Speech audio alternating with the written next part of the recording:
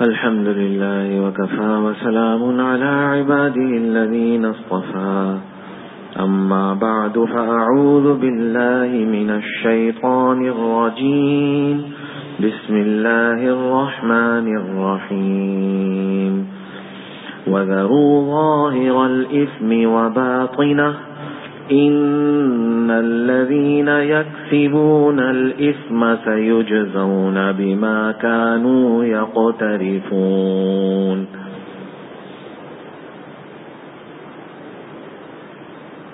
صدق الله العظيم.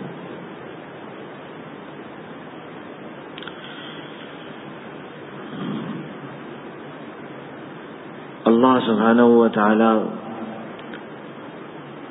حکم فرماتے ہیں کہ ظاہری گناہوں سے بھی بچو، باطنی گناہوں سے بھی بچو. کون اللہ سبحانہ و تعالی جو ابھی ہم نے یہ سنا نا کہ سوائے تیرے کوئی سہارا نہیں ہے، کوئی اور سوا تیرے ان کے کوئی ہمارا نہیں ہے، ان کے علاوہ کوئی ہمارا نہیں ہے، ان کے علاوہ کوئی سہارا نہیں، ان کے علاوہ کوئی ہمارا نہیں. وہ سہارے بھی بہت بڑے ہیں اور وہ جس کے ہو جائیں تو یہ اپنائیت بھی بہت بڑی ہے.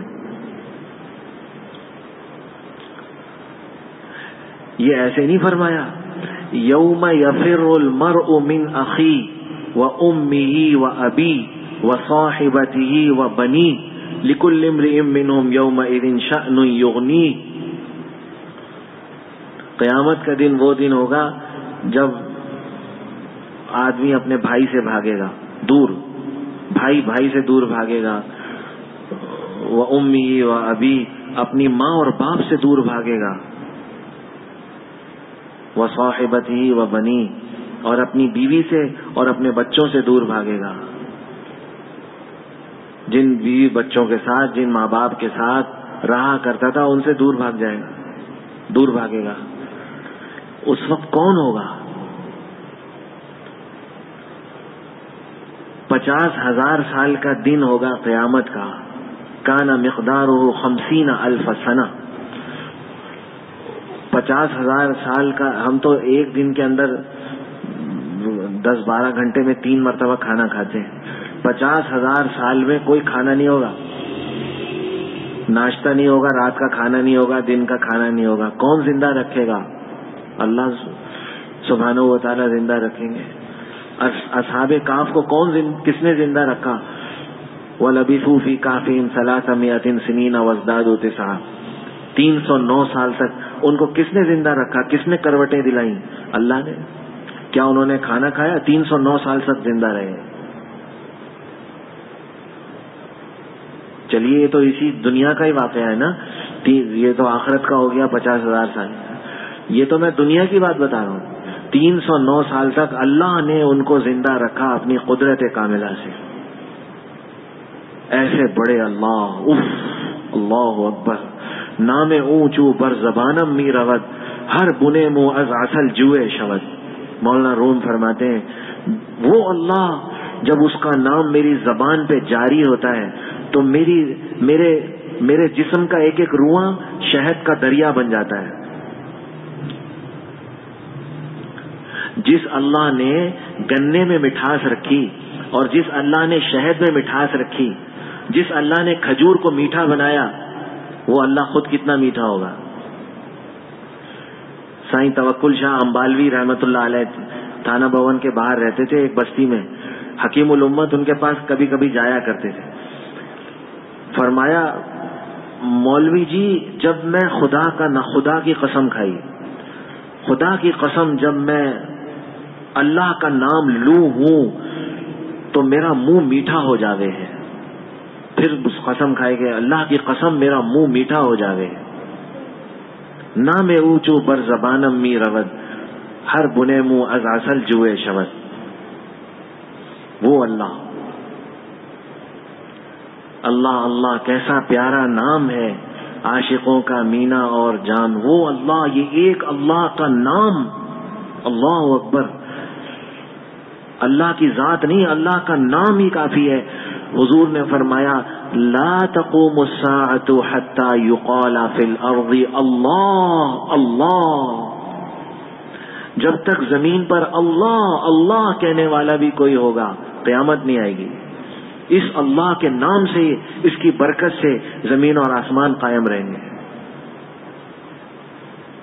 اس نام کی برکت ایسی ہے.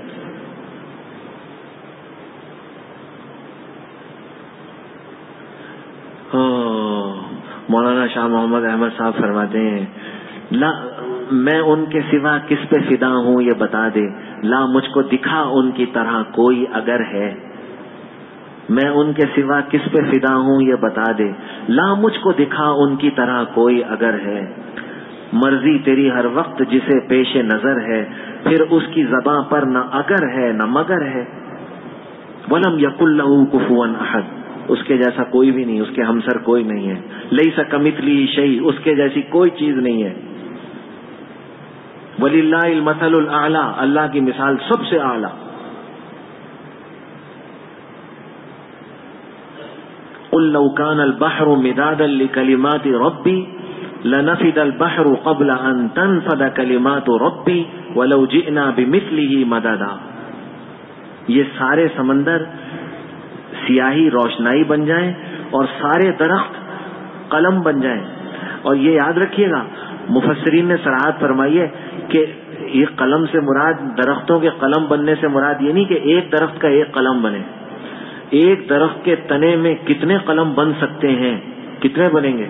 بعض درخت ایسے ہیں کہ ہزاروں بن سکتے ہیں، ان کی ٹہنیوں سے، ان کی شاخوں سے، تنوں سے ہزاروں قلم بن کر، اور یہ سمندر روشنائی بنے اور پھر اللہ کی تعریفات لکھنے شروع کی جائیں. لَنَفِدَ الْبَحْرُ قَبْلَ أَن تَنفَدَ كَلِمَاتُ رَبِّي. یہ سمندر ختم ہو جائیں گے. اللہ کی نعمتیں، اللہ کی تعریفات وہ ختم نہیں ہوں گی. وَلَوْ جِئْنَا بِمِثْلِهِ مَدَدًا، ہاں اگر ان کے جیسے اور سمندر، اتنے ہی اور سمندر آ جائیں. اور ایک دوسرے مقام پہ فرمایا من بعدہ سبعۃ ابحر ما نفدت کلمات اللہ. اس کے بعد یہ سمندر خشک ہو جائیں تعریفیں لکھ لکھ کر، اللہ کی حمد و ثنا، اللہ کی نعمتیں، پھر 7 سمندر اور آ جائیں تب بھی اللہ کے کلمات پورے نہیں ہوں گے. وہ اللہ ہے، کوئی لائے تو صحیح ان کے جیسا. مولانا روم عجیب آدمی ہے، عجیب آدمی ہے. فرمایا کہ عشق من پیدا ہو دل بر ناپدید. کیا عجیب شعر ہے. عشق من پیدا ہو دل بر ناپدید. میرا عشق تو ظاہر ہے، نماز ہے، روزہ ہے، آدمی تقوی اختیار کر رہا ہے، گناہ سے بچ رہا ہے، نماز پڑھ رہا ہے، روزہ رکھتا ہے، تلاوت کرتا ہے، ذکر کرتا ہے، یہ ظاہر ہے. لیکن جس کے لیے وہ کر رہا ہے وہ دلبر، یعنی وہ اللہ تعالیٰ، وہ نظر نہیں آ رہا. مولانا روم اگلے مصرے میں سوال قائم فرماتے ہیں، درد و عالم ہی چنی دلبر کے دید. کوئی ایسا محبوب ہے دونوں عالموں میں کہ جس کو بغیر دیکھے اس کے عاشق اس پر ایسے فدا ہوتے ہوں؟ کوئی اس کے لیے جان کی قربانی دے رہا ہے، کوئی دن بھر صبح صادق سے اس کے لیے بھوکا پیاسا غروب آفتاب تک بھوک پیاس برداشت کر رہا ہے، کوئی قرآن ہاتھ میں لے کے اس کا کلام پڑھ رہا ہے، کوئی اس کے سامنے کھڑا ہو کے نماز پڑھ رہا ہے، اس کے لیے اپنے وقت کو فارغ کر رہا ہے. اور کوئی حج پہ جا رہا ہے، کوئی عمرے پہ جا رہا ہے. ان سب سے پوچھیں کس کے لیے کر رہے ہو، کہیں گے اللہ کے لیے. تو اس اللہ کو تم نے دیکھا بھی ہے کہ لاکھوں روپے تم خرچ کر کے حج پہ جا رہے ہو، عمرے پہ جا رہے ہو. اس اللہ کو دیکھا بھی ہے جس کا یہ کلام تمہارے ہاتھ میں ہے. کوئی بھی یہ نہیں کہے گا کہ دیکھا ہے، سبھی یہ کہیں گے نہیں دیکھا تو نہیں ہے. تو مولانا روم فرماتے ہیں درد عالم ہی چنی دلبر کے دید. کوئی ایسا دلبر ہو تو دکھاؤ تو صحیح کہ جس کو بغیر دیکھے ہی اس کے عاشق اس پر ایسا فدا ہوتے ہوں. کوئی بھی نہیں ہے. ولم یکن لہ کفوا احد. لیس کمثلہ شیء، اللہ کے جیسی کوئی چیز نہیں. کوئی دکھا دے لا مجھ کو دکھا ان کی طرح کوئی اگر ہے. اللہ کی ماننے میں بڑی خیر ہے، اس اللہ سے بنا کر رکھنے میں بہت خیر ہے. خیر ہی خیر ہے. وہ اللہ فرماتے ہیں کہ اے میرے بندو ظاہری گناہوں سے بھی بچو، باطنی گناہوں سے بھی بچو. ان الذین یکسبون الاثم، جو گناہ کرتے ہیں، سیجزون بما کانوا یقترفون، جو کچھ انہوں نے کیا، یہ گناہ کیے، اس کا ان کو بدلہ دیا جائے گا اگر توبہ نہ کی. ظاہر کا تو میں عرض کر چکا، 2-3 ہفتوں سے ظاہر پر بیان ہوا، الحمدللہ مجھے بھی فائدہ ہوا. اصل تو محتاج میں خود ہوں. تو باطن جس کے بارے میں حضور صلی اللہ تعالی علیہ وسلم نے فرمایا کہ اللہم اجعل سریرتی خیرا من علانیتی واجعل علانیتی صالحہ، اے اللہ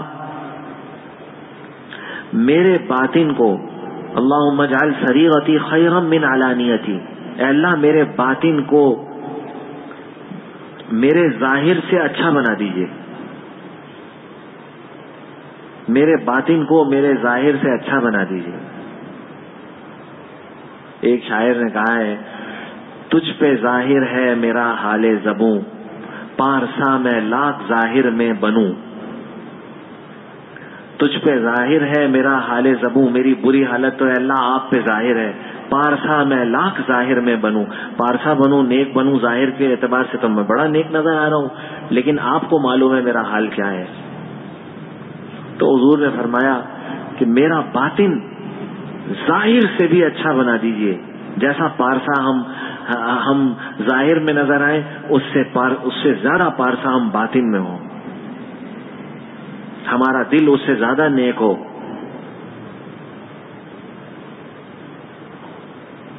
وجعل علانیتی صالحہ، آگے بطور قید کے یہ بھی فرمایا حضور صلی اللہ تعالی علیہ وسلم نے، وجعل علانیتی صالحہ، اور میرے ظاہر کو نیک بنا دیجئے، لیکن باطن کو اس سے بھی زیادہ نیک بنا دیجئے.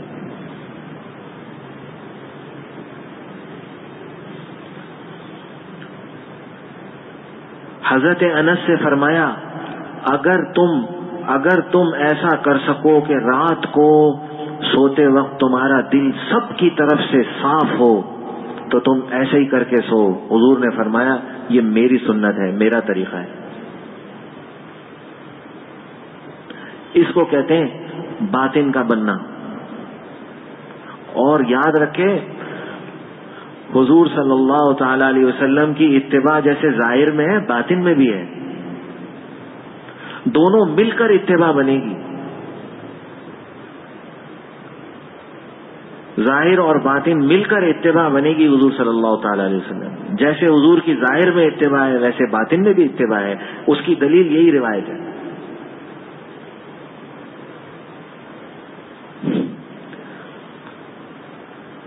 اس لیے فرمایا کہ دل پر محنت کرو، دل پر محنت. الا ان فی الجسد مضغہ، ایک لوتھڑا ہے، اگر یہ بن گیا تو بن گیا، سارا جسم بن گیا، اگر یہ نہ بنا تو کچھ بھی نہ بنا. الا ان فی الجسد مضغہ اذا صلحت صلح الجسد کلہ واذا فسدت فسد الجسد کلہ الا وہی القلب. بس یہ گوشت کا لوتھڑا دل ہے.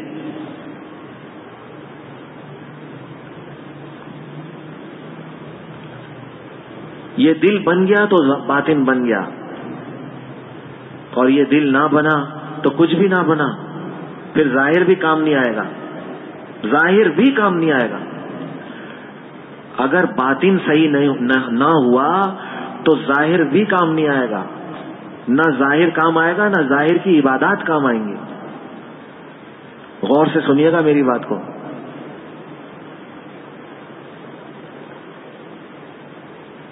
اگر باطن نہ بنا تو یہ نہ ظاہر کام آئے گا، نہ ظاہر کی عبادات کام آئیں گی. اور یہ وہ بات ہے جس کو بتاتے ہوئے حضرت ابو ہریرہ 3 مرتبہ بے ہوشی کی کیفیت طاری ہوئی. ایک مرتبہ بتانے کی کوشش کی، فرمایا میں اور حضور صلی اللہ تعالی علیہ وسلم اکیلے تھے، کوئی تیسرا نہیں تھا. جب آپ نے یہ بات بتائی پھر بے ہوش ہو گئے، بے ہوشی کی کیفیت طاری ہوئی. پھر اٹھے، پھر افاقہ ہوا، پھر بتانے کی کوشش کی کہ میں اور حضور صلی اللہ تعالی علیہ وسلم اکیلے تھے، کوئی تیسرا نہیں تھا جب آپ نے یہ بات بتائی.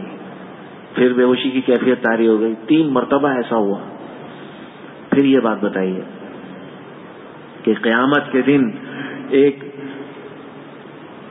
قاری کو لایا جائے گا. قاری سے مراد عالم اور حافظ اور قاری اور مفتی سبھی ہیں، ان کو لایا جائے گا. اہل، یعنی دوسرے لفظوں میں آپ یہ سمجھیں اہل علم، اس طبقے کو لایا جائے گا. یہ اور کوئی ایک آدمی نہیں ہوگا، اس طبقے کے لوگ لائے جائیں گے. ان سے پوچھا جائے گا کیا کیا تم نے؟ وہ کہے گا اللہ آپ کی رضا کے لیے علم پڑھایا بھی لوگوں کو نمازیں پڑھائیں، خود بھی نماز پڑھی، قرآن پڑھا، لوگوں کو پڑھایا. اللہ فرمائیں گے بل لیقال انک قارئ فقط قیل، ایسا نہیں ہے، تو نے تو اس لیے کیا کہ لوگ تجھے قاری کہیں، عالم کہیں، حافظ کہیں، مولانا کہیں، مفتی صاحب کہیں. کہا جا چکا، فقط قیل، کہا جا چکا. جو تیری غرض تھی وہ دنیا میں تجھے حاصل ہو گئی. منہ کے بل گھسیٹ کر جہنم میں ڈالا جائے گا. اب آپ بتائیے ظاہر کام آیا؟ ظاہر عالم ہے نا، اس کا ظاہر بھی بالکل صحیح ہوگا، اور ظاہری عبادات بھی اس نے خوب کی، نماز بھی پڑھی، پڑھائی بھی، علم دین پڑھایا، یہ سب ظاہر ہے. لیکن یہ کام آیا؟ ایک بیماری کی وجہ سے ساری عبادات اور سارا ظاہر ختم. اس لیے میں کہہ رہا ہوں میری بات غور سے سنیے گا.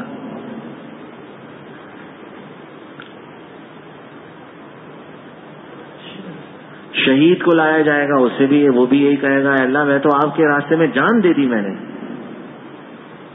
اللہ تعالیٰ فرمائیں گے بل لیقال انک جریء فقط قیل، تجھے جرأت مند بہادر کہا جائے وہ کہا جا چکا. اس کو بھی منہ کے بل گھسیٹ کے جہنم میں ڈال دیا جائے گا.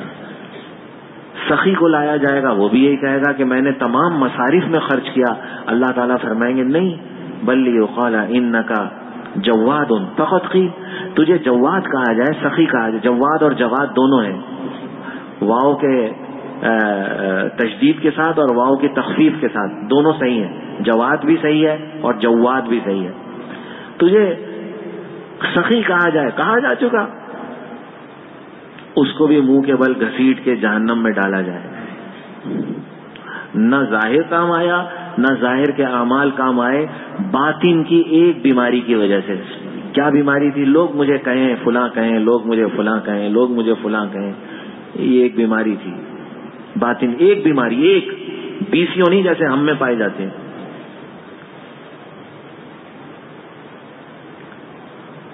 اس باطن کے نہ بننے کی وجہ سے ظاہر بھی کام نہیں آیا اور ظاہر کی عبادات بھی کام نہیں آئی. اس لیے فرمایا الا ان فی الجسد مضغہ، ایک گوشت کا لوتھڑا دل ہے، اس کو بناؤ، اس پہ محنت کرو. اگر یہ بن گیا تو سب کچھ بن گیا، یہ نہ بنا تو پھر کچھ بھی نہ بنا. حضرت ابو بکر رضی اللہ تعالی عنہ جو بالاتفاق اس امت کے سب سے بڑے فرد ہیں، سب سے بڑے امتی ہیں، حضور صلی اللہ تعالی علیہ وسلم کے سب سے بڑے امتی ہیں، سب سے بڑے صحابی ہیں. حضور نے فرمایا یہ اس مرتبے پر اپنی عبادات سے نہیں پہنچے، بلکہ ایک چیز تھی جو ان کے دل میں تھی، اس کی وجہ سے پہنچے ہیں. وہ کیا چیز تھی؟ بس دل بنا ہوا تھا، تعلق مع اللہ، اللہ کی محبت، اللہ کا عشق، اس کی برکت سے یہ اس مقام پہ پہنچے ہیں. اس لیے فرمایا وَذَرُوا ظَاهِرَ الْإِثْمِ وَبَاطِنَهُ، ظاہر کے گناہوں سے بھی بچو، باطن کے گناہوں سے بھی بچو. ساری نیکیاں، حسد کے بارے میں فرمایا یہ حسد تو ایسے نیکیوں کو کھاتا ہے جیسے آگ سوکھی لکڑیوں کو کھا جاتی ہے. یہ حسد کھا جاتا ہے ساری نیکیاں. آدمی سمجھ رہا ہے کہ میں نیک کام کر رہا ہوں، حج کر رہا ہوں، عمرہ کر رہا ہوں، کسی سے حسد میں مبتلا ہو گیا، ساری نیکیاں اس کی برباد جا رہی ہیں. اعمال کر رہا ہے اور وہ جلتے جا رہے ہیں اعمال.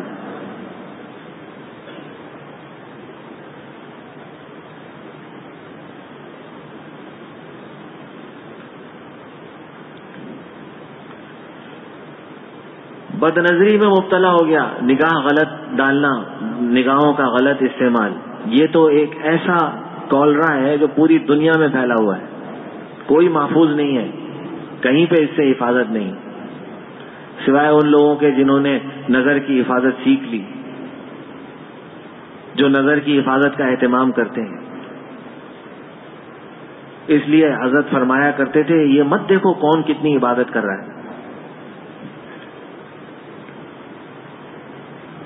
کتنے اعمال میں لگا ہوا ہے، یہ جب جہاز میں جاتا ہے، ایئرپورٹ پر ہوتا ہے، جب اس کی کیا حالت ہوتی ہے، بس اسٹاپ پر ہوتا ہے، اس کی کیا حالت ہوتی ہے۔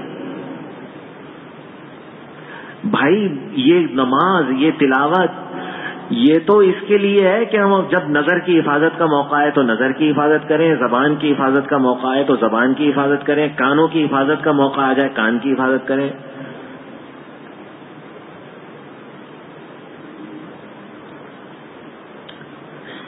مولانا روم رحمۃ اللہ علیہ بڑے عجیب آدمی ہیں، انہوں نے مثنوی میں حکایات بھی لکھی ہیں۔ ایک بادشاہ نے اپنی بلی کو ایک تربیت دے رکھی تھی کہ وہ اس کے جو سر کے اوپر چراغ رکھ کر اور پھر فرامین سلطنت لکھتا تھا، اور وہ اپنے سر کو ذرا بھی نہیں ہلاتی تھی، بالکل ساکت بیٹھی رہتی تھی اور وہ فرامین سلطنت لکھتا رہتا تھا۔ ایک دن اس نے بڑے فخر کے ساتھ اپنے وزیر سے کہا، دیکھ رہے ہو یہ کیسی میں نے تربیت دی ہے اس بلی کو، بالکل ساکت بیٹھی رہتی ہے، جب تک کہ میں لکھ نہ لوں، لکھنے سے فارغ نہ ہو جاؤں اور چراغ اس کے سر کے اوپر سے ہٹا نہ لیا جائے گی، حرکت نہیں کرتی۔ اس نے کہا، جی بادشاہ سلامت، میں دیکھ رہا ہوں لیکن ابھی کچھ کہا نہیں جا سکتا۔ عربی میں کہتے ہیں عند الاختبار یکرم الرجل او یہان،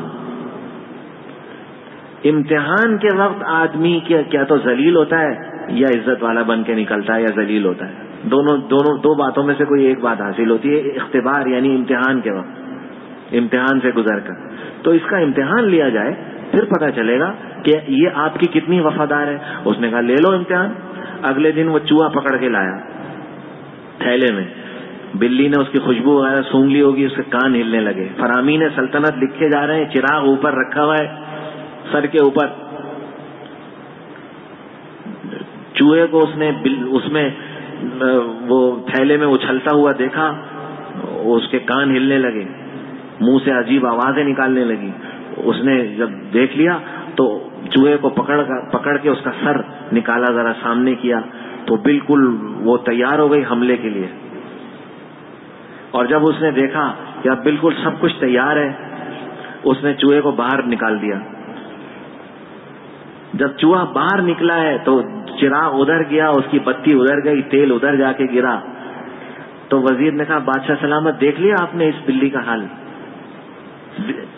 یہ آپ کی تربیت اور کتنی آپ نے اس کو تربیت دی تھی، اس کا حال دیکھ لیا آپ نے۔ مولانا روم یہ حکایت بیان کر کے یہ بتانا چاہتے ہیں کہ بعض لوگ بڑے متقی اور بڑے نمازوں کا اہتمام ہے اور حج اور عمرے کا بھی اہتمام ہے، تلاوت کا بھی اہتمام ہے، ذکر بھی ان کی کبھی ناغہ نہیں ہوتی، ذکر کی ناغہ نہیں ہوتی، تلاوت کی ناغہ نہیں ہوتی، لیکن بقول اکبر الہ آبادی مرحوم کے کہ خلاف شرع شیخ تھوکتا بھی نہیں، خلاف شرع شیخ تھوکتا بھی نہیں، اندھیرے اجالے مگر چوکتا بھی نہیں۔ تھوکنے کے وقت بھی یہ تحقیق کرتا ہے کہ میرا منہ اور میرے پیٹھ قبلے کی طرف تو نہیں ہے، وہاں تو یہ حال ہے جیسے کتے کا حال ہوتا ہے کہ پیشاب کرتے وقت ٹانگ اٹھاتا ہے کہ کہیں ایسا نہ ہو کوئی چھینٹ نہ لگ جائے، اور غلاظت ادھر تو یہ حال ہے تقویٰ کا اور ادھر یہ حال ہے کہ غلاظت پہ منہ مارتا ہے، منہ غلاظت پہ مارتا ہے۔ تو حکیم الامت نے فرمایا کلابی تقویٰ نہیں ہونا چاہیے، کلابی تقویٰ ہے، کتے کا تقویٰ، ایک طرف ٹانگ اٹھا رہا ہے اتنی اونچی کہ میرے یہ پیشاب کی کوئی قطرہ کوئی بوند نہ لگ جائے، کوئی چھینٹ نہ لگ جائے، اور منہ کو غلاظت پہ ڈال رہا ہے، وہاں اس کو کوئی پرواہ نہیں ہے۔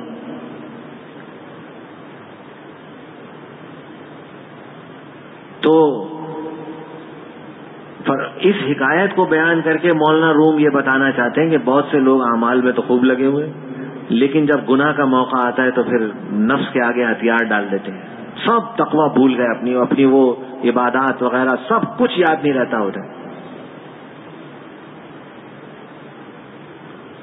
نہ محرم سامنے آ گئے تو نظر کی حفاظت نہیں ہو پاتی ان سے، زبان کی حفاظت کا موقع ہو تو زبان کی حفاظت نہیں ہو پاتی، کانوں کی حفاظت کا موقع ہو تو کان کی حفاظت نہیں ہو پاتی، دل کی حفاظت کا موقع ہو تو دل کی حفاظت نہیں ہو پاتی۔ ان السمع، ہم کیا معمولی بات سمجھتے ہیں، ان السمع والبصر والفؤاد کل اولئک کان عنہ مسئولا، یہ کان اور یہ آنکھ اور یہ دل، فؤاد دل، ان سب کے بارے میں قیامت کے دن پوچھا جائے گا، ان کے بارے میں تم نے کیا کیا؟ ما یلفظ من قول الا لدیہ رقیب عتید، جو چاہا زبان سے نکال دیا۔ اللہ فرماتے ہیں ایک فرشتہ طاق میں رہتا ہے، طاق میں، ما یلفظ من قول الا لدیہ رقیب عتید، طاق میں رہتا ہے، جیسے ہی کچھ زبان سے نکلا اس کو فوراً لپک لیتا ہے۔ اس میں یہ کہا ما یلفظ من قول الا لدیہ رقیب عتید، کیا الفاظ ہیں اللہ کے،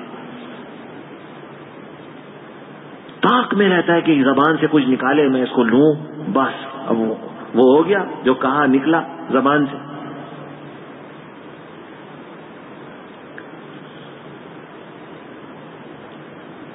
پیروں کے بارے میں پوچھا جائے گا، کہاں چل کر گئے، ان سے کیا، ہاتھوں کے بارے میں پوچھا جائے گا، زبان کے بارے میں پوچھا جائے گا، کانوں کے بارے میں پوچھا جائے گا، آنکھوں کے بارے میں پوچھا جائے گا۔ یہ اعضاء اللہ نے ہمیں ایسے نہیں دیے، ان کا ایک ایک عمل لکھا جا رہا ہے، ایک ایک عمل۔ میری نظر پہ ان کی نظر پاسباں رہی، افسوس اس احساس سے کیوں بے خبر تھے ہم۔ ہماری نظر پہ کسی کی نظر ہے، ہماری زبان پر بھی کسی کی نظر ہے، ہمارے کانوں پر کسی کی نظر ہے، افسوس اس احساس سے کیوں بے خبر تھے ہم، یہ کیوں احساس نہیں ہوا؟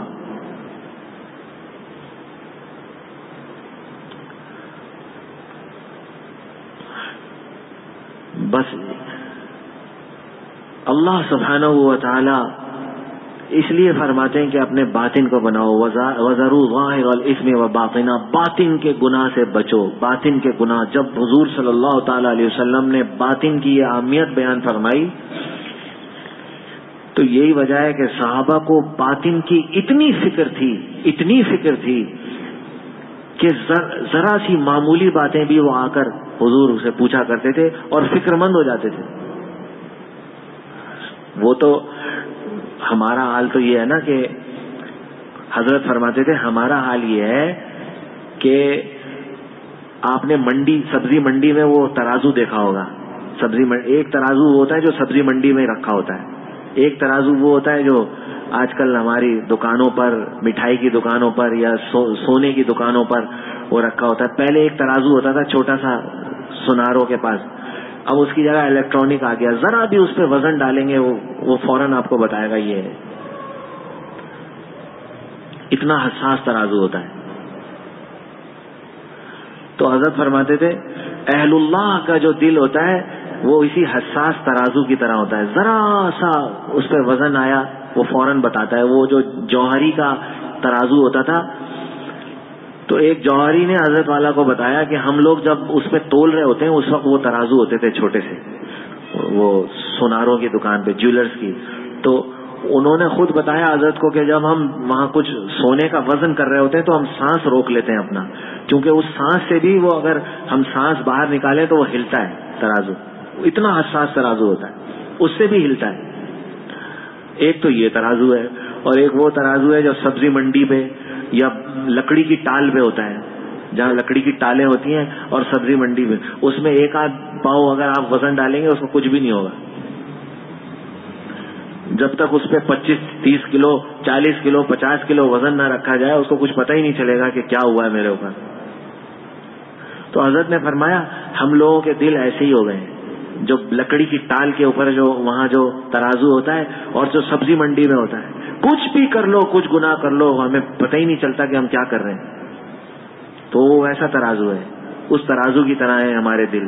اور ایک وہ ہے جو جوہری کا ترازو ہوتا ہے کہ سانس بھی اگر لیا تو وہ ہلنے لگتا ہے، ارتعاش پیدا، وائبریشن ہو جاتی ہے اس میں. یہ حساس دل ہوتا ہے اہل اللہ کا. صحابہ کے دل ایسے ہی تھے، ایسے حساس دل تھے کہ ذرا سی بات کو وہ محسوس کرتے تھے. صاف کپڑے پر ذرا سا دھبا بھی فوراً محسوس ہوتا ہے. یہی وجہ ہے کہ حضرت حنظلہ کیوں کہہ رہے تھے نافقہ حنظلہ، نافقہ حنظلہ، حنظلہ منافق، حنظلہ منافق، حنظلہ منافق.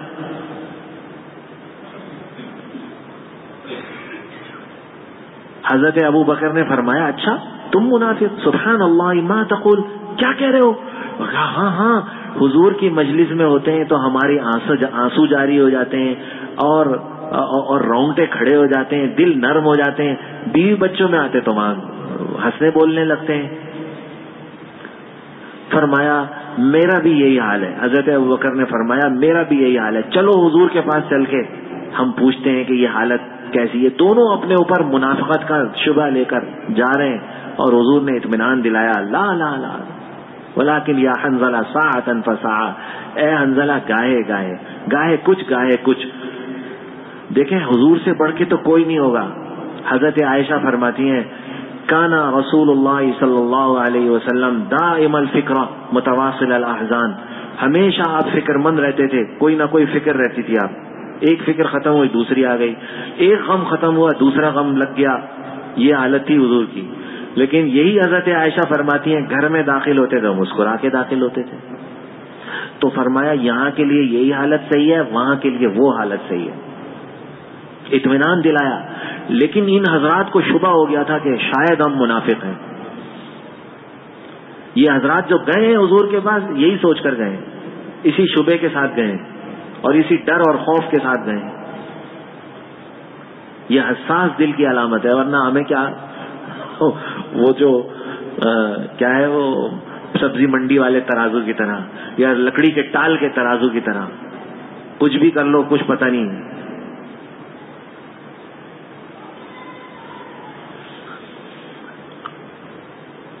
حضرت حذیفہ ابن یمان رضی اللہ تعالیٰ عنہ یہ وہ صحابی ہیں جن کو حضور صلی اللہ تعالی علیہ وسلم، اصل میں حضور ماہر نفسیات بھی تھے، بہت بڑے ماہر نفسیات تھے. کبھی میں عرض کروں گا اس میں، مثال کے طور پہ آپ کو عرض کرتا ہوں. احد کی جنگ میں حضرت حذیفہ کے جو والد تھے حضرت یمان رضی اللہ تعالیٰ عنہ، افراتفری مچ گئی اور یہ بات پھیل گئی کہ العیاذ باللہ حضور صلی اللہ تعالی علیہ وسلم شہید ہو گئے. کیا حال ہوا ہوگا صحابہ کا؟ آپس میں ہی تلواریں چل گئیں. اسی دوران حضرت حذیفہ ابن یمان کے جو والد تھے یہ صحابہ کے ہاتھوں قتل ہوئے اور یہ کہتے رہے او بھائی میرے باپ ہیں، لے لو ان کو مت چھوڑو، ان کو رہنے دو، یہ میرے باپ ہیں. وہاں افراتفری ایسی تھی کہ وہ بچ نہیں سکے، قتل ہو گئے.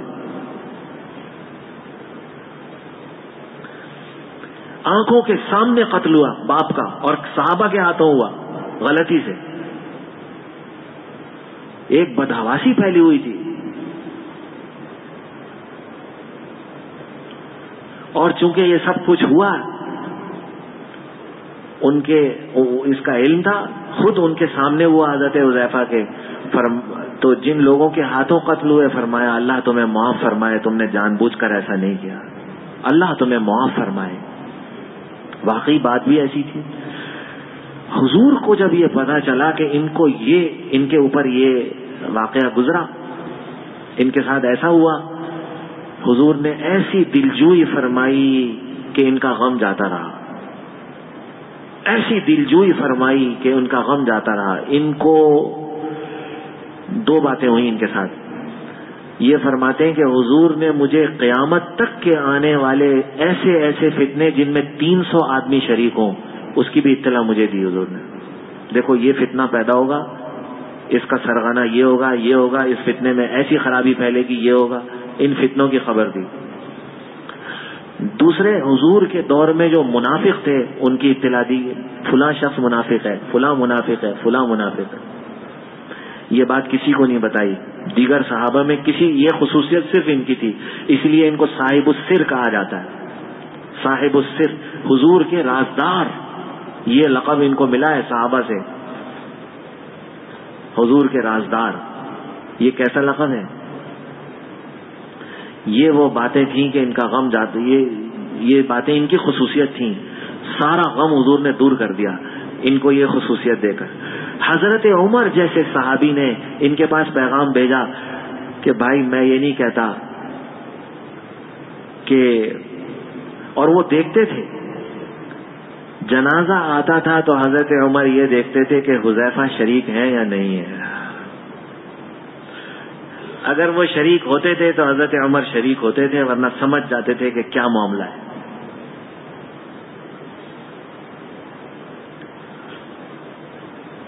ان سے پوچھا میں یہ نہیں کہتا کہ تم کو جو حضور نے نام بتائے وہ مجھے بتا دو، لیکن اتنا تو بتا دو کہ میرا نام تو ان میں نہیں ہے. یہ کون کہہ رہا ہے؟ حضرت عمر رضی اللہ تعالیٰ عنہ، جن کو اپنے باطن کی ایسی فکر تھی کہ یہ شبہ تھا اپنے اوپر. یہ بتا دو کہ میرا نام تو نہیں ہے. یہ باطن کی فکر کا نتیجہ تھا.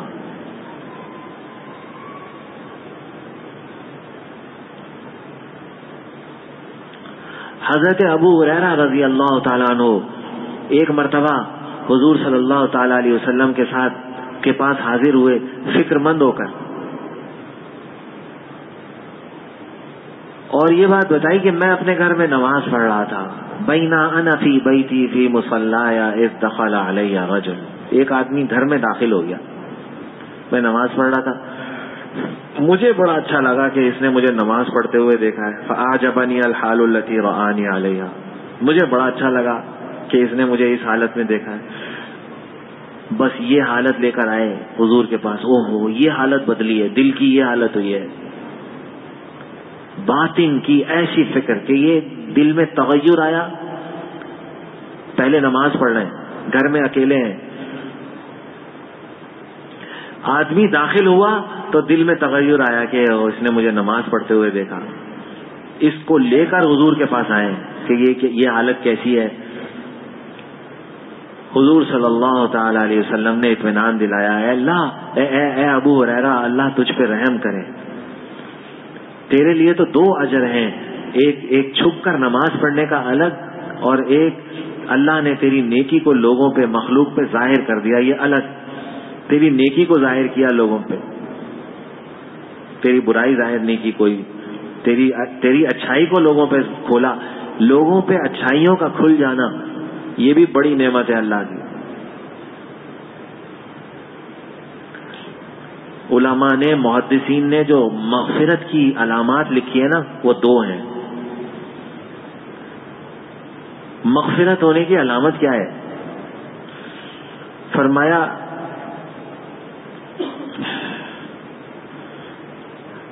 کہ اظہار السر، اظہار الخیر و ستر القبیح. لوگوں پر اس کی نیکیاں ظاہر کر دی جائیں، اللہ اس کی نیکیاں کو ظاہر کرے، اور اس کی بری چیزوں کو اللہ تعالیٰ لوگوں سے پردے میں رکھے. اس کی برائیوں کو اللہ تعالیٰ لوگوں سے پردے میں رکھے. یہ ہے مغفرت کی علامت. قابل مغفرت شخص کی یہ علامت ہے، لوگوں پر اس کی نیکیاں ظاہر کر دی جائیں، نیکیاں ہی اس کی لوگوں پر ظاہر ہوں، برائیوں پر اللہ پردے ڈالتے چلے جائیں. یہ علامت ہے مغفرت کی.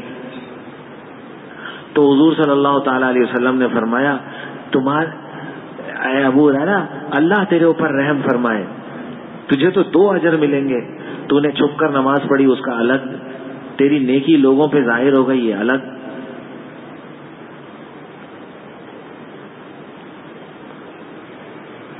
تو اس کو فرمایا وَذَرُوا ظَاهِرَ الْإِثْمِ وَبَاطِنَهُ. باطن کا کی فکر بہت ضروری ہے.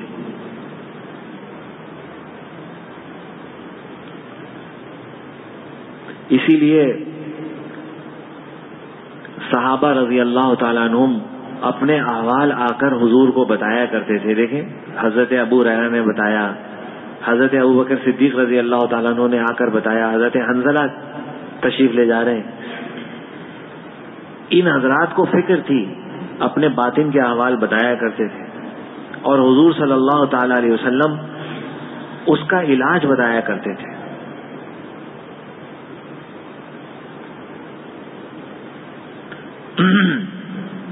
بس باطن کی اصلاح کے دو طریقے ہیں. نمبر ایک, اور یہ طریقہ متوارث چلا آ رہا ہے حضور صلی اللہ تعالی علیہ وسلم سے, یہی دونوں طریقے. نمبر ایک تو یہ کہ کسی اللہ والے کی صحبت. نمبر دو, اپنے احوال کی اس کو اطلاع اور اس کے مشوروں کی اتباع. اپنے احوال کی اطلاع اس کے اور مشورہ جو ملے اس کی اتباع. بس یہ دو چیزیں ہیں, صحبت اور احوال کی اطلاع اور مشوروں کی اتباع. اور یہ متوارث چلا آ رہا ہے حضور صلی اللہ تعالی علیہ وسلم کے دور سے لے کر اب تک, اور یہ ایسے ہی رہے گا. بس یہ طریقہ یہی ہے. لِكُلِّ شَيْءٍ مَعْدِن, ہر چیز کی ایک کان ہوتی ہے. وَمَعْدِنُ التَّقْوَى قُلُوبُ الْعَارِفِينَ, حضور نے فرمایا صلی اللہ تعالی علیہ وسلم کہ ہر چیز کی ایک کان ہوتی ہے. سونے کی کان, نمک کی کان, ہیرے کی کان. تو تقوی کی بھی کانیں ہیں, اور وہ اہل اللہ کے عارفین کے قلوب ہیں. تقوی کی کانیں اہل اللہ کے عارفین کے قلوب ہیں. ان سے مولانا روم فرماتے ہیں کہ نئے جداؤ دور چوں دو تن بود کہ ز دل تا دل یقین روزن بود. یہ کیسے ہوتا ہے کہ آدمی طالب بن کر کسی کی صحبت میں جا کے بیٹھے اور اس کے دل کی اصلاح ہو, اس کے باطن کی اصلاح ہو, اس کا دل اندر سے بنتا چلا جائے. یہ کیسے ہوتا ہے؟ فرمایا جب کوئی طالب جاتا ہے اخلاص کے ساتھ اصلاح کی نیت لے کر.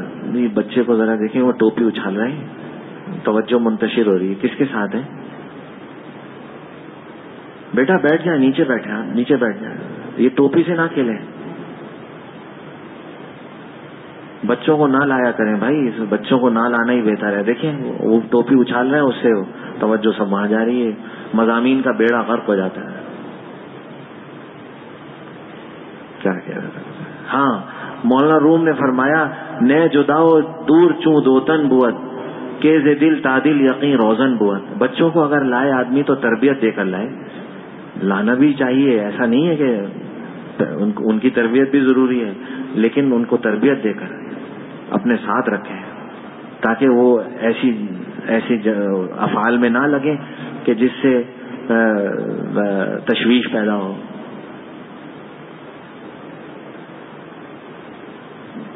تو فرمایا کہ نئے جداؤ دور چوں دوتن بود کہ ز دل تا دل یقین روزن بود.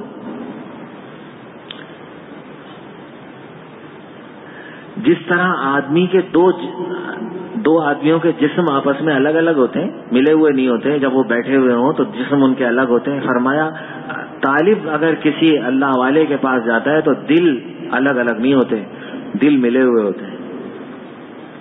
کہ ز دل تا دل یقین روزن بود, اس اللہ والے کی دل سے کھڑکی کھل جاتی ہے اور اس کے دل میں بھی ایک کھڑکی کھل جاتی ہے, وہاں سے انوارات نکل کر اس کے دل میں جاتے ہیں. یہ قلندر ہر سے گویت دیدہ گویت, قلندر جو بات کہتا ہے دیکھ کے کہتا ہے.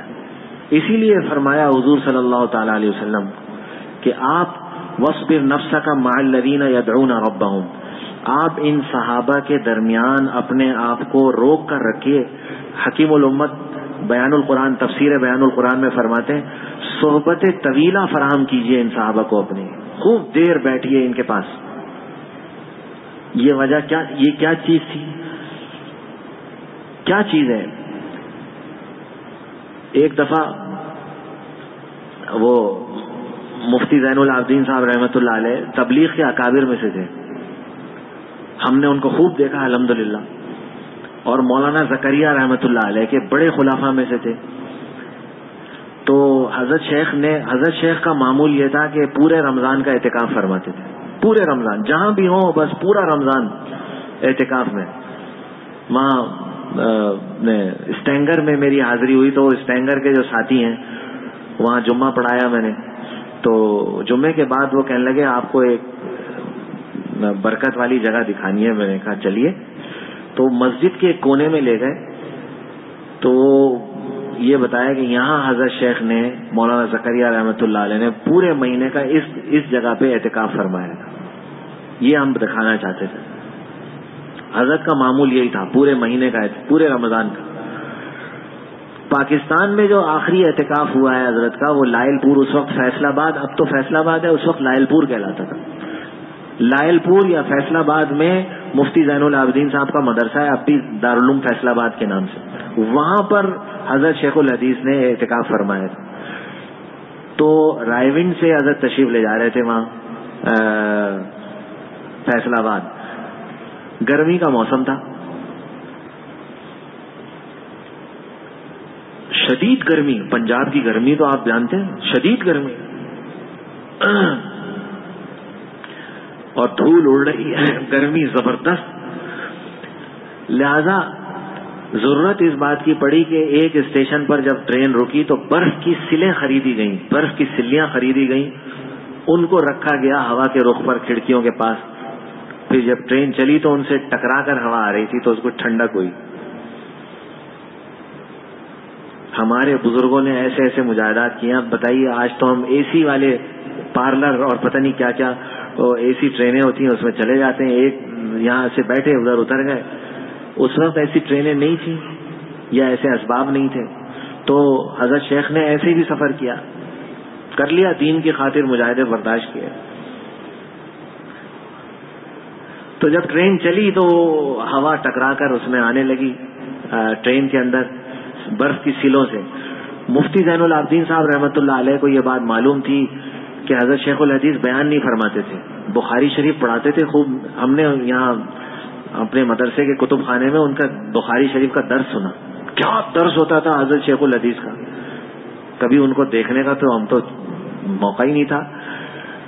وہ ہم نے ان کی آواز سنی، درس سنا، وہ عجیب درس ہوتا تھا بخاری کا، لیکن بیان یا تقریر نہیں فرماتے تھے. مفتی زین العابدین صاحب رحمۃ اللہ علیہ تک یہ باتیں پہنچی تھیں کہ لوگ بڑے مجلس ہوتی تھی، خاموش مجلس، بس خاموش بیٹھے ہیں لوگ، بیٹھ گئے آ کے. جو ان کے مریدین ہوتے تھے اور جو تعلق رکھتے تھے وہ آ کے بیٹھ جاتے تھے. ایک خاموش سی مجلس ہوتی تھی، بس ختم. اسی میں لوگوں کی اصلاح ہو گئی. لیکن بعض لوگ بیچارے اپنی نادانی سے باتیں کر گزرتے ہیں تو لوگ یہ کہتے تھے حضرت شیخ بیان نہیں فرماتے، حضرت شیخ بیان نہیں فرماتے. یہ باتیں پتہ تھی مفتی زین العابدین صاحب کو بھی، اور غالباً اس وقت بھی یہ کچھ ان میں سے کچھ لوگ وہاں موجود تھے ساتھ ہی ٹرین میں جو یہ باتیں کرتے تھے اس طرح. تو جب یہ برف کی سلوں سے ہوا ٹکرا کے آنے لگی، ٹرین چل رہی ہے اور کچھ ٹھنڈک ہو گئی تو مفتی زین العابدین صاحب رحمۃ اللہ علیہ نے فرمایا ہاں بھائی تو ٹھنڈک ہو گئی برف کے رکھنے سے. انہوں نے کہا جی ٹھنڈک ہو گئی. لوگوں نے کہا جی جی ٹھنڈک ہو گئی. فرمایا ایک بات تو بتاؤ، یہ برف نے کچھ بیان یا تقریر کی تھی؟ برف نے کوئی بیان کیا ہے، تقریر کی ہے؟ انہوں نے کہا نہیں، بیان تو نہیں کیا. برف کہاں بیان کرے گی، تقریر کرے گی؟ تو فرمایا بس ایسے ہی حضرت شیخ بیان نہیں فرماتے، برف بیان نہیں کر رہی، لیکن اس کے پاس بیٹھنے سے ٹھنڈک محسوس ہو رہی ہے. جو اللہ نے اس کے اندر ٹھنڈک رکھی ہے اس کا احساس ہو رہا ہے، ٹھنڈک محسوس ہو رہی ہے. بالکل اسی طرح حضرت شیخ بیان نہیں فرماتے، لیکن ان کے دل کو جو تعلق مع اللہ حاصل ہے، اللہ کی نسبت اور اللہ کا تعلق حاصل ہے، اس کا اثر ان کے پاس بیٹھنے سے ہوگا، جیسے برف کے پاس بیٹھنے سے ٹھنڈک ملی. یہ مسئلہ سمجھایا، بات سمجھا دی. وہ غالباً ایسے لوگ موجود تھے وہاں پر بھی جو اشکالات کرتے تھے. حضرت شیخ بیان نہیں فرماتے. حضرت نے بھی فرمایا کونوا مع الصادقین، جہاں اہل اللہ کا حکم ہے ان کے ساتھ رہنے کا، وہاں کہاں یہ ہے کہ بیان بھی ہو ان کا، بیان بھی ہو، بیان بھی سنو، نہیں، بیان ضروری نہیں ہے۔ مولانا شاہ، یہ بہت بڑا ایک خلجان ہوتا ہے لوگوں کے ذہن میں۔ مولانا شاہ وسیع اللہ صاحب رحمۃ اللہ علیہ کی مجلس ہوتی تھی الہ آباد میں، عصر سے مغرب روزانہ ہوتے تھے، اور اس میں کوئی دین کی بات سناتے تھے۔ ایک دن فرمایا کہ بس آج بیان نہیں ہوگا، سب اپنا خاموشی کے ساتھ ذکر کرتے رہے، میں بھی خاموشی سے ذکر کرتا رہوں گا۔ خاموش مجلس ہوئی، بالکل خاموش بیٹھے رہے۔ پھر جب اختتام ہوا فرمایا جس کو آج کی اس مجلس سے فائدہ نہ ہوا وہ کل سے ہمارے پاس نہ آئے، کہیں اور جائے، کہیں اور اپنی اصلاح کے لیے رجوع کرے، اپنا وقت کیوں ضائع کرے، کہیں اور چلا جائے۔ فرمایا آج کی اس خاموش مجلس سے جس کو نفع نہ ہوا ہو وہ کل سے ہمارے پاس نہ آئے۔ خاموشی بھی مفید ہے۔ ہاں بیان فرما دیں بہت بڑی بات ہے، کوئی بیان کر دے بڑی بات ہے، لیکن خاموشی بھی مفید ہے اہل اللہ کی، یہ میں عرض کرنا چاہ رہا ہوں۔ تو ایک تو یہ صحبت، اور دوسرے اطلاع احوال اور اتباع مشورہ، مشوروں کی اتباع ہو۔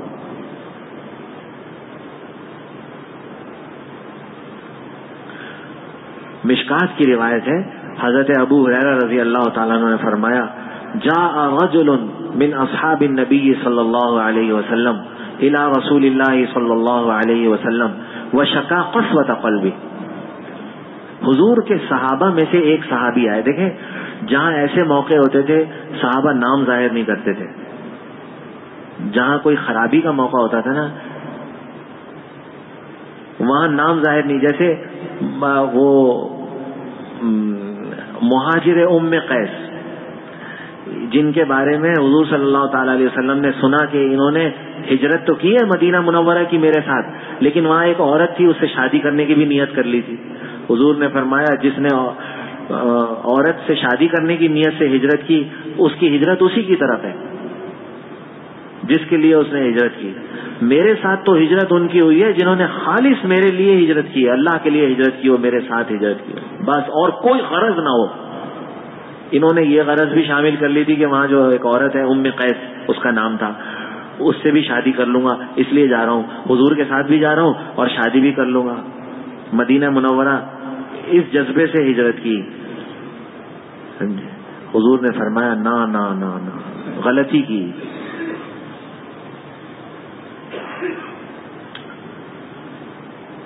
اور اسی پر یہ مشہور حدیث فرمائی تھی انما الاعمال بالنیات وانما لامرئ ما نوى فمن كانت هجرته الى الله ورسوله فهجرته الى الله ورسوله ومن كانت هجرته الى دنيا يصيبها او امرأة ينكحها فهجرته الى ما هاجر اليه۔ جس نے ہجرت اللہ کے اور اس کے رسول کی طرف کی اس کی ہجرت اللہ اور اس کے رسول ہی کی طرف ہے، اور جس نے دنیا کی طرف ہجرت کی دنیا حاصل کر لوں اس کی دنیا کی طرف ہے، او امرأۃ ینکحها یا کسی عورت سے شادی کرنے کے لیے اشارہ ان کی طرف تھا، فہجرتہ الی ما ہاجر الیہ، تو اس کی ہجرت اسی کی طرف ہے جس طرف اس نے ہجرت کی۔ میرے ساتھ تو اس کی ہجرت ہوئی ہے قبول جس نے اللہ اور اس کے رسول کی طرف ہجرت کی ہو، کامل ہجرت اسی کی ہے۔ اس موقع پر صحابہ نے ان کا نام نہیں بتایا کون صحابی تھے، ان کو کہا گیا، حدیث میں آتا ہے مہاجر ام قیس، نام نہیں بتایا۔ ایسی پردہ پوشی کی ہے صحابہ نے، یہاں بھی پردہ پوشی کی ہے۔ حضرت ابو ہریرہ فرماتے ہیں حضور کے صحابہ میں سے ایک صحابی آئے اور شکایت کیا کی، وہ شکا قسوۃ قلبی، میرا دل بہت سخت ہے، دل بہت سخت ہے۔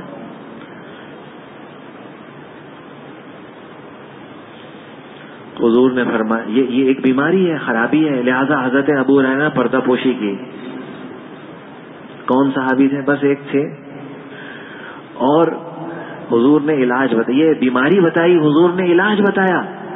فقال امسح رأس الیتیم واطعم المسکین، کہ جہاں تم یتیم کو دیکھو تو یتیم کے سر پہ ہاتھ پھیر لیا کرو اور مساکین کو کھانا کھلاؤ، یہ دو کام کرو۔ یہ علاج بتایا، علاج سختی کا، دل کی بیماری کا علاج بتایا، یہ بیماری ہے دل کا سخت ہونا، اس کا علاج یہ بتایا کہ یہ علاج کرو۔ مساکین کو کھانا کھلاؤ اور یتیم کے سر پہ ہاتھ پھیرو، تمہارا دل نرم ہو جائے گا. یہ علاج بتا دیا. بس اللہ والے علاج ہم اپنی بیماری بتائیں، وہ علاج بتائیں گے. حضرت تھانوی فرماتے تھے میں عالم الغیب نہیں ہوں کہ مجھے پتا چلے، ان کو سب پتا ہوتا ہے. بعض لوگ کہتے ہیں ان کو سب پتا ہوتا ہے. فرمایا میں عالم الغیب نہیں ہوں، عالم العیب ہوں.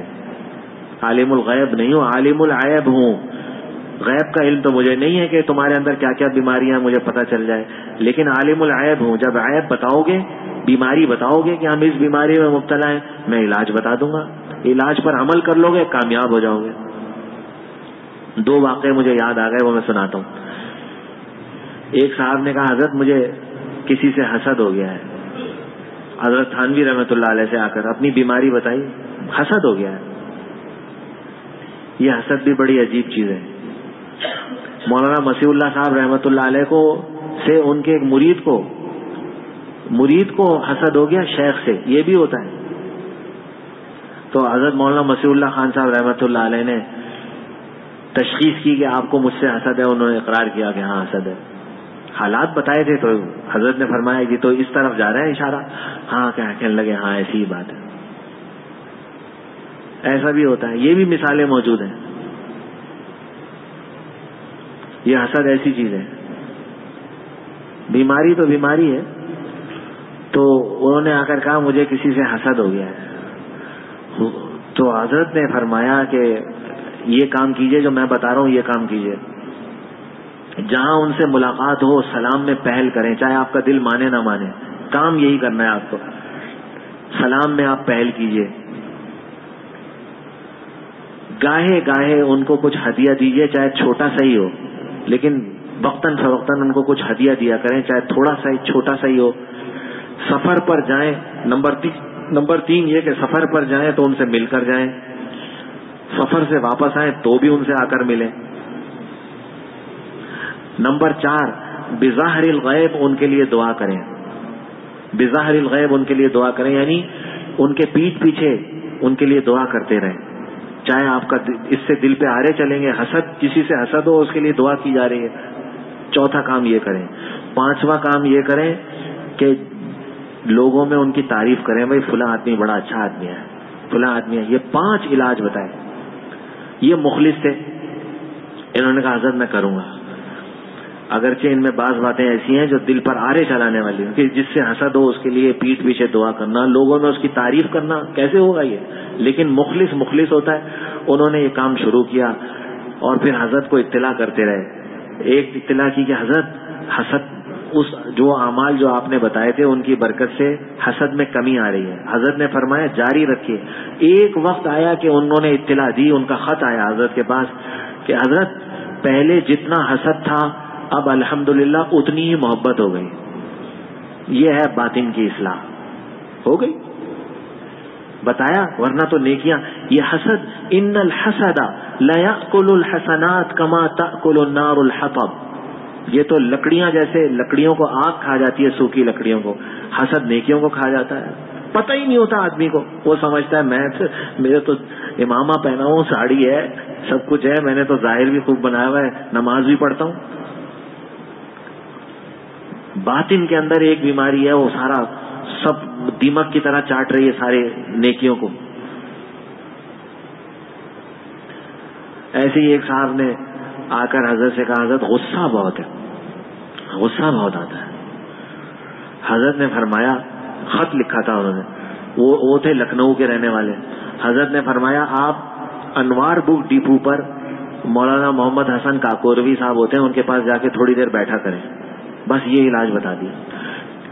ایک طرف لکھ رہا ہے غصہ، دوسری طرف علاج کیا بتایا جا رہا ہے. وہ فلاں آپ کے شہر میں لکھنؤ میں وہ انوار بک ڈپو ایک دکان ہے دینی کتابوں کی، وہاں جا کے جو مولانا ہیں وہاں بیٹھتے ہیں، ان کے پاس بیٹھا کریں تھوڑی دیر. انہوں نے آگے سے یہ نہیں پوچھا کہ حضرت یہ آپ کیا علاج بتا رہے ہیں، یہ سمجھ میں نہیں آ رہا. جو فرمایا تھا عمل شروع کر دیا. تھوڑی دیر جا کے بیٹھتے تھے، وہ کتابیں خرید رہے ہیں، لوگ ان سے پیسے دے رہے ہیں، کتابیں خرید رہے ہیں، پھر بیٹھ کے ذکر الہی میں مشغول ہو جاتے تھے. کچھ ہی دن میں ان کا غصہ اعتدال پر آ گیا. اب انہوں نے پوچھا حضرت ان کے پاس جانے سے میرا غصہ بالکل اعتدال پر ہے، الحمدللہ وہ جو کیفیت تھی غصے کی وہ سب ختم ہو گئی، لیکن ایک بات سمجھ میں نہیں آئی کہ یہ علاج جو آپ نے بتایا تھا یہ کیسے ہوا، کیا فائدہ ہوا؟ فرمایا ہاں، پھر حضرت نے بتایا کہ اصل میں مولوی محمد حسن کاکوروی میں تحمل کی صفت بہت زیادہ ہے، تحمل کی صفت بہت زیادہ ہے. جب آپ ان کے پاس جا کر بیٹھے تو اس صفت کا اثر آپ کے اوپر پڑا، آپ کی اصلاح ہو گئی. یہ ہے، یہ بتایا یہ، لیکن انہوں نے عمل کیا، فائدہ ہو گیا. بس اللہ سبحانہ و تعالی ہم سب کو عمل کی توفیق نصیب فرمائے اور ہم سب کو اپنے باطن کی اصلاح کی فکر نصیب فرمائے. بس باطن کی اصلاح کی فکر لگ جائے، فکر لگنے سے کام بن جائے گا. اگر فکر لگ گئی نا بس کام بن گیا، آہستہ آہستہ کام بنتا چلا. ایک پہلے فکر ہے جو فکر لے کے چلتی ہے آدمی کو اس کی فکر لے کے چلتی ہے. یہ فکر لگ جائے کہ مجھے باطن کی اصلاح کرانی ہے ورنہ میرے سارے اعمال کچھ کام نہیں آئے گا. نماز روزہ کچھ، جیسے عالم حافظ اور شہید اور سخی کے کچھ کام نہ آیا ایک بیماری کی وجہ سے، میری بھی عبادتیں برباد ہو جائیں گی. یہ فکر لگ جائے بس کام بن جائے گا. اللہ سبحانہ و تعالی ہم سب کو عمل کی توفیق نصیب فرمائے. وآخر دعوانا ان الحمد للہ رب العالمین.